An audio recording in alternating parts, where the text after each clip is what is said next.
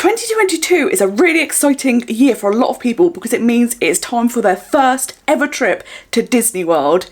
When you start planning your trip, it can be really overwhelming with so much information coming your way. So here are my top 5 tips on how to have your own most magical trip to Disney World in 2022. My name is Sophie from Most Magical Guys, and I create content all about how to plan Walt Disney World, Universal Orlando and Disneyland Paris trips. So if that is the sort of content you like and you'd like to learn how to plan your own most magical trips, be sure to hit subscribe button down below and turn on the notification little bell so you know every time I upload a new video. So tip number 1, plan rest days. Lots of people think that if they add rest days into their itinerary, they're going to be missing out because they're not going to be in the parks. But believe me, you will thank me for this tip later. When visiting Disney, you can suffer from what is known as the Disney hangover. The long days in the heat, walking 20,000 steps can kind of take its toll on your body, and you can have really sore feet, you can feel very tired, your back can be sore, and then that impacts the amount of fun that you can have throughout your trip. So rest days will help you make sure that you don't ever succumb to the Disney hangover, and then you have the best time every day of your trip. Some good rest day ideas are exploring your resort, having some relaxing time around the pool, going to play miniature golf at the 2 Disney World miniature golf courses that they have. You could visit a water park, maybe you could go to an outlet mall, or even go to Disney Springs to have a trip to the cinema. If you don't want to have a whole day as a rest day, what you could do is plan to have some mornings where you kind of relax around your resort, or go and hang out by the pool, or maybe you could do the parks in the morning, and then when it's really hot in the day, come back to your resort and relax, and then go back out in the evening. Just some ways to kind of give your body some downtime so that you can avoid feeling super overwhelmed and your body being like, we've done too much, we can't carry on. So to be able to plan your rest days, of course you need to have planned your itinerary. Now this is something that people do find quite overwhelming. How many days should I spend in each park? What should I do? So I'm going to link below to my blog where I have lots of posts all about how to plan your ultimate itinerary. Of course now, because you have to book your park days in advance with the Park Pass reservation system, you do also need an itinerary so that you can plan them out. Tip number 2, use jet lag to your advantage. Now many people, if you're travelling from the UK, will experience jet lag because of the time difference between Britain and the US. This can actually be a great advantage because you will be up ready to go super early in the morning, while lots of other people will be kind of having a lie-in because they're on holiday. But if your body is naturally waking up early, use this to your advantage. The Disney parks are quietest from opening until midday, and you can sometimes get more done in those few hours than you can throughout the entire rest of the day. So this is why jet lag needs to become your best friend when you're visiting Disney World. Some other great things about getting to the parks super early is that they are quieter and the queue times are shorter. This not only is of great benefit to you, but it could also save you money, because if you get to the parks for park opening, you can head straight to the rides that get the longest queues, and this could save you money by not having to purchase Genie Plus or Lightning Lane passes for these rides. Visiting first thing in the morning is also fantastic because you can get great photographs with very few people there. If you are staying at a Disney World resort, you now also get the early park hours where you can enter the parks half an hour earlier than day guests, so your jet lag again will be a massive advantage so that you are ready and raring to go. If you do feel tired throughout the day, after lunchtime is a fantastic time to pop back to your resort to kind of rest, maybe go to the pool or even have a little nap, because after lunchtime this is the busiest time of the day and it's also the hottest time of the day. So it's the perfect time to take a break, and then you'll be ready and refreshed to come back to the parks in the evening. Going back in the evening is an entirely different experience, so you can go and explore the rides in their nighttime versions, and also you have the amazing nighttime shows that Disney are so famous for. Tip number 3, book your dining in advance.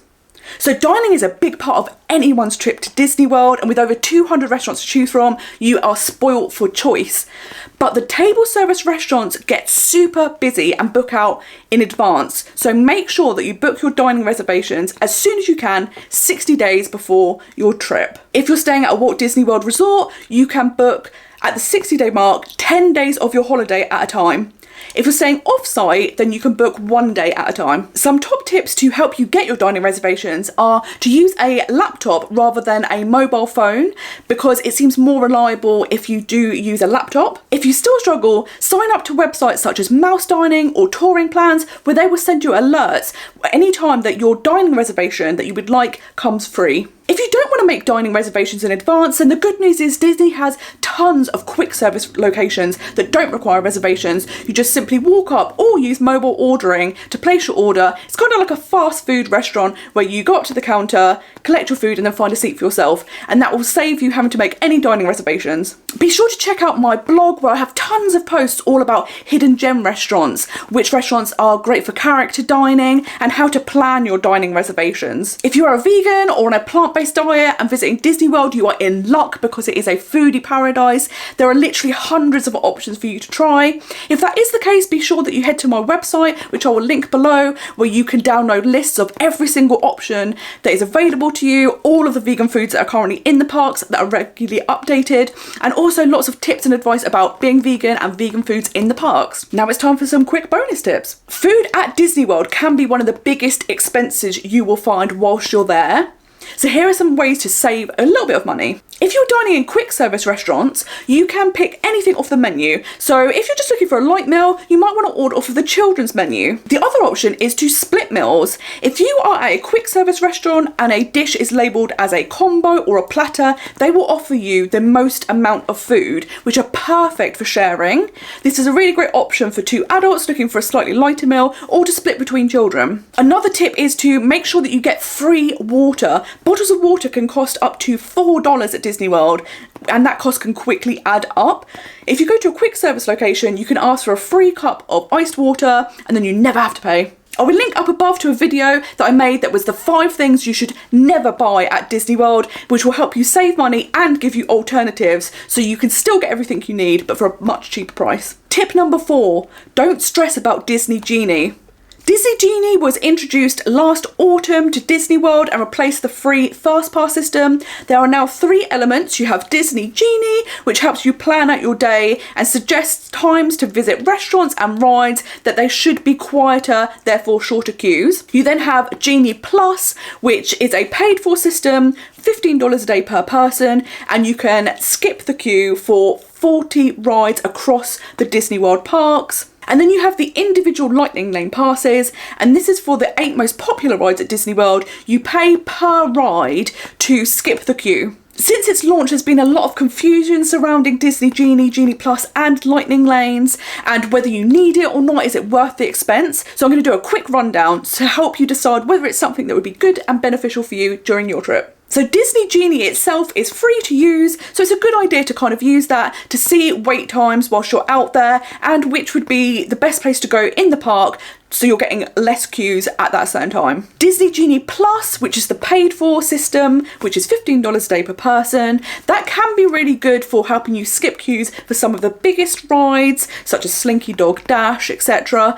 But it is harder to get those reservations, so just keep that in mind. And although there are 40 rides available, just come in with realistic expectations that you'll probably get 3 or 4 rides done with Disney Genie Plus. You're not going to get all 40 done. It's just not possible. The 2 best parks to use Disney Genie Plus in are Magic Kingdom and Hollywood Studios. You will get the most benefit out of that system from those 2 parks. Epcot and Animal Kingdom, there aren't as many rides that get the massive queues that could help you, so you can probably skip those 2. If you are Brit, one of the great things is that you can add Disney Genie Plus to your booking for $6.99 a day, which works out less than £100 for your entire 14-day trip. So this is a really good offer. You do have to add it onto the entire length of your trip to get it for that price. You can't just do days here and there. But for less than £100 over the course of your trip, that can be a good option if you do like the ability to skip queues when it's convenient for you. Individual lightning lane passes are perfect for can't miss rides. So if you really want to go on Rise of the Resistance or Mickey and Minnie's Runaway Railway, Flight of Passage, these rides it's worth getting the lightning lane pass for because you are guaranteed to get on and you're not going to have to spend hours and hours in the queue as you would do if you were in the standby line. My top tip would be, if you're visiting Disney World over a 2-week holiday, I would go into the parks at the beginning of your trip and just get a sense of what the crowd size is like and the queue times, and then you can decide whether you actually need to purchase Lightning Lane passes or Genie Plus. And then if you do want to, you can do that later in your trip. And don't forget that if jet lag is your best friend during your trip, you may be able to head straight to those rides and get on them with shorter queues without ever having to pay for Genie Plus or Lightning Lane passes. So that is another top tip. To learn more about Disney Genie, Genie Plus and Lightning Lane passes, be sure to check out my blog post all about it and to work out whether it would be beneficial to you or not. And I'll put that in the description box below. Tip number 5, learn the lingo. When you start booking a Disney World trip, you start seeing all of these acronyms and slang words come up, and it can be very confusing. So I'm going to give you a rundown of a few of the most popular ones you will see, so you get a better sense of what everyone's talking about. The first one is ADR, which stands for Advanced Dining Reservation, and this is for any time that you book a dining reservation at a Disney World restaurant. The second one is cast member, and this is the word used for anyone that works for Disney. So because Disney obviously originated as a film studio, what they did is they used that same terminology across all of their departments. So you hear cast members, the parts of the park which the public can visit is called on stage, and anything behind the scenes is called backstage. They don't have a uniform, it's called a costume, so it's all the same sort of film terminology. Some other terms you may hear are quick service and table service. So quick service is restaurants that are kind of like fast food joints where you go up to the counter, you order and then you take your food away. Table service is where you are taken to a table, you then have a server who takes your order and brings your food, and it's just like your traditional restaurant experience.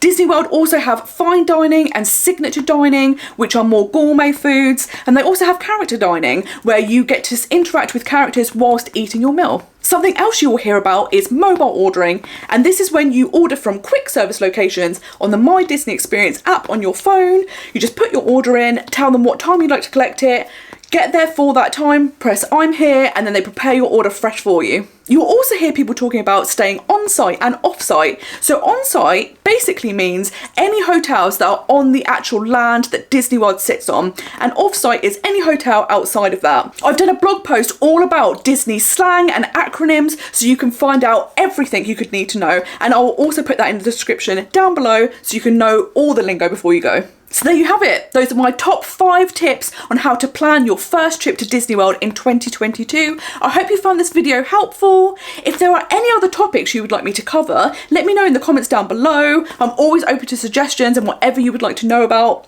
I will make sure that I make videos about them. But until next time, I hope you have a most magical day. Bye bye.